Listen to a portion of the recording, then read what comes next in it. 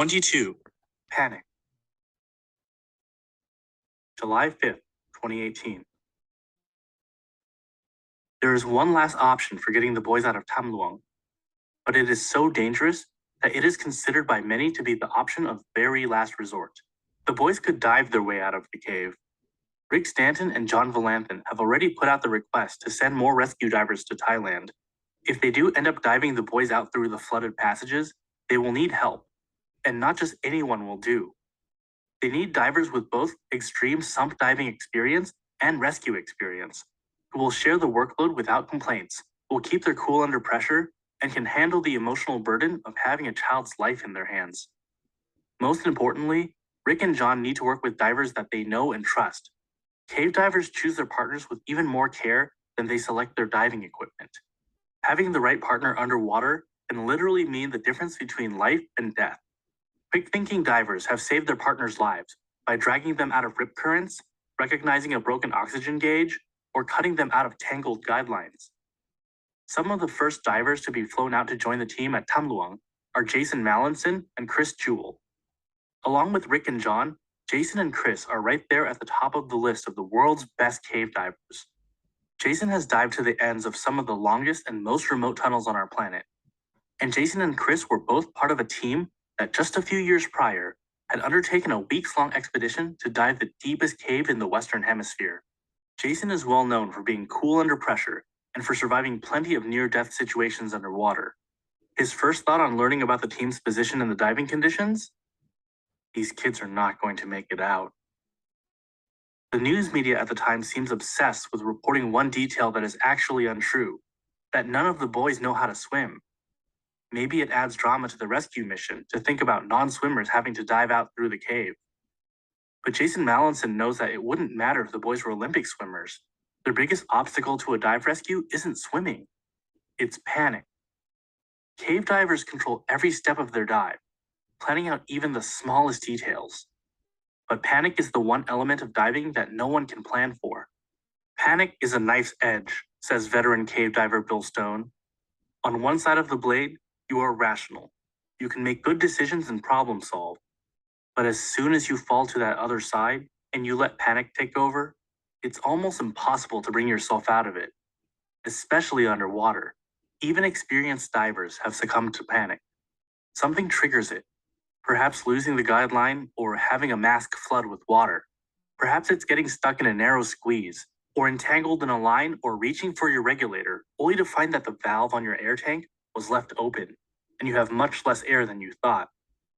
Sometimes it's nothing at all. Your mind can trick you into thinking something is malfunctioning or going wrong, when everything is perfectly normal. Once panic sets in, your body's first response is to heave rapid, full breaths. Underwater, this is the worst response, because the faster you breathe, the quicker you burn through the air in your tank. Panic can also make you act strangely. You might freeze up, hugging the cave wall in a statue-like state, rather than trying to search for the way out. Divers who have panicked have swum frantically in different directions or taken off swimming in the wrong direction entirely. Panic can induce you to do things you would never do under normal circumstances, like pull off your face mask or yank your regulator out of your mouth. How would a child who had never even put on a face mask before react? They would almost certainly panic during the dive out. That panic would be lethal for them, and likely lethal for the rescuer as well. The risk of panic is one of the main reasons people are looking so hard for alternatives to a dive rescue. The space exploration company SpaceX has offered their services to the BCRC, and they quickly began the design and assembly of a tiny submersible capsule. Perhaps the boys could crouch in the capsule, breathing air, and be pushed and guided through the flooded passages by the divers. But ultimately, the capsule idea is abandoned because it can't make the tight twists and turns of the cavern's innards and has no way of monitoring the gas mixture for the passenger inside. The Thai leadership is leading toward leaving the boys inside the cave until the end of the rainy season. While waiting sounds dismal, it seems less dangerous than trying to dive the boys out. After all, the kids seem to be doing fairly well right now, and the SEALs have had some success at getting food and medicine back to them. If they can just sit tight for a bit longer, maybe they can walk out of Tam Luang on their own feet.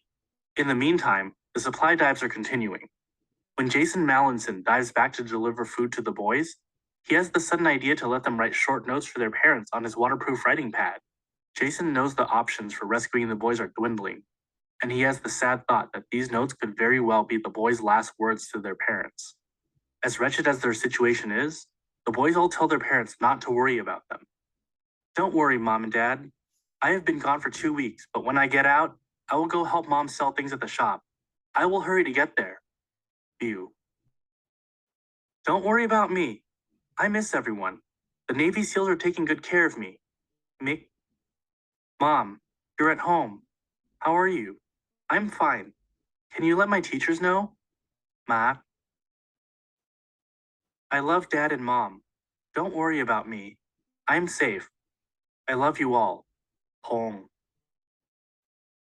The parents cherish the letters from their sons and send back encouraging notes of their own. The parents worry about Coach A, who wrote to them in his letter. To all the parents, know the kids are fine. I promise I will take care of them as best I can. Thank you to everyone who has come to help. I am very sorry to the parents. They send him notes back, reassuring him that they don't blame him at all. Coach A, we trust you, so don't blame yourself. We want you to understand that what happened is not your fault. We love you and want to thank you for taking care of our boys, even though you could lose your own life. We would never blame you. We pray for you and the kids to come out safely. Sending the messages back and forth is a happy moment for the kids and their families, who haven't seen each other or spoken in almost 2 weeks. But along with the sweet letters, the British divers also bring worrying news from Chamber 9. With the SEALs and Dr. Pak now in the chamber with the boys, more people are inhaling oxygen and exhaling carbon dioxide into the small room. Air quality meters reveal that oxygen levels in the chamber have dropped from the normal 21% to around 15%. Even healthy adults find it hard to work or move around when oxygen drops below 19%.